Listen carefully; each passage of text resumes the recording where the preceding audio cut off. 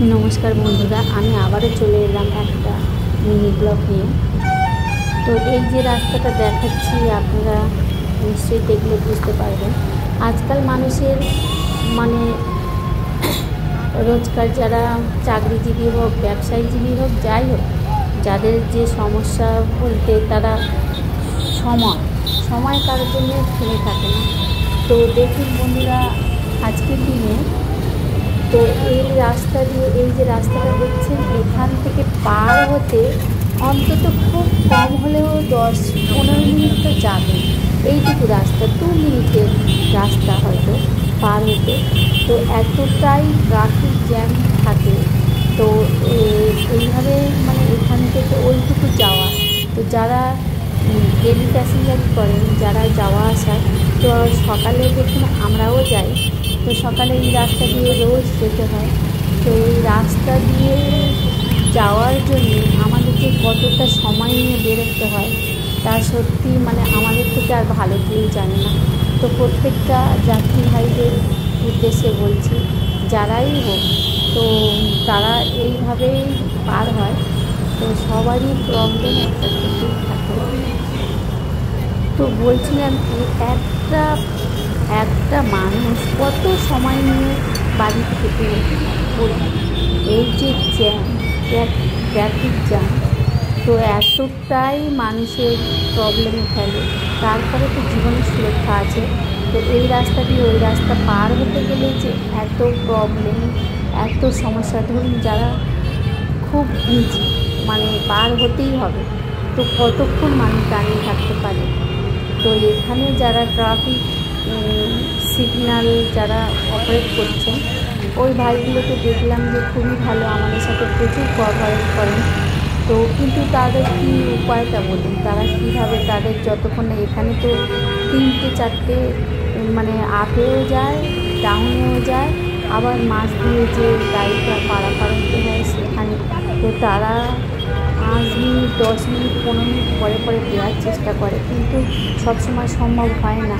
তো এতটাই জ্যাম হয়ে থাকে তো বলার নয়। সত্যি মানে আমি এখানে কোনো কর্মচারী বলি কাউকে মানে কোনোভাবে মানে তাদের উদ্দেশ্য দিয়েও বলবো না, কিন্তু এখানে প্রত্যেকটা প্যাসেঞ্জারের প্রত্যেকটা যাত্রী তো ধরুন প্রত্যেকটা পাবলিকের প্রচুর প্রবলেম হয়।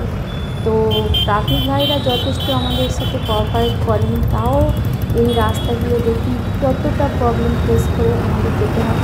সকালে 5টা মিনিট আমাদের কাছে প্রচুর পাওয়া। 5 মিনিট যদি আগে আমরা অফিসে পৌঁছাতে পারি সেখানে আমাদের অনেক পাওয়া। তো এখানে দেখুন এসেই ফেঁসে যেতে হয়, অনেক প্রবলেম ফেস করে আমাদের যেতে হয়।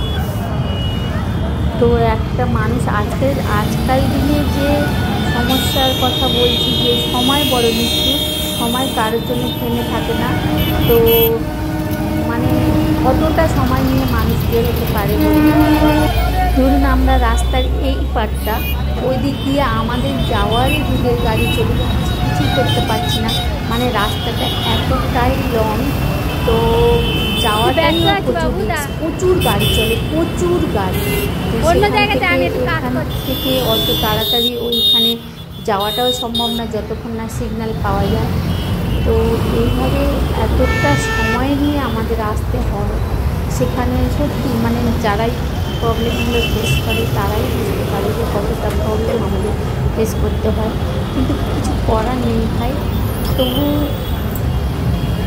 এই জায়গাটা কোথায় বা কী সেটা আমি নাম বলছি না এই মুহূর্তে, কিন্তু এরকম জায়গা আমাদের অনেকটাই আমাদের কর্মের জায়গা আস্তে আস্তে অনেক জায়গায় এই রকম প্রবলেম ফেস করতে হয়।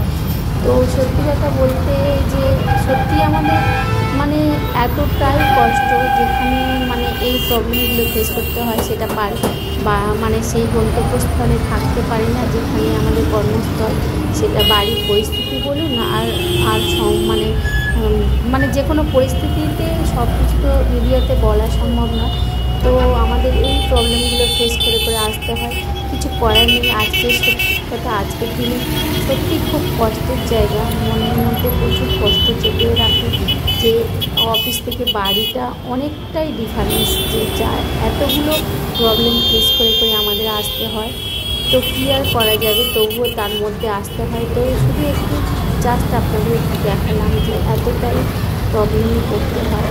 এইসব জায়গাগুলো আমাদের অফিস থেকে বাড়ি গন্তব্যস্থলে অনেকটাই পড়ে, অনেকটা জায়গায় এরকমই প্রবলেম ফেস করতে হয়। যাই হোক বন্ধুরা, আর এখানে তো জীবনেরও ঝুঁকিও আছে, নিজেকে সেফটি রেখে তবে পার হতে হয়। তো কিছু করার নেই। ওকে বন্ধুরা, আমাদের আর তো কিছু সম্ভব নয়, এইভাবে আমাদের রোজকার জীবন চলতে হবে, এইভাবে আমাদের চলাফেরা করতে হবে। তবুও তার মধ্যে যতটা সম্ভব অনেক বাড়িতে অনেক জীবনের ঝুঁকি নিয়েও পার হতে হচ্ছে, কিছু করার নেই। ওকে বন্ধুরা।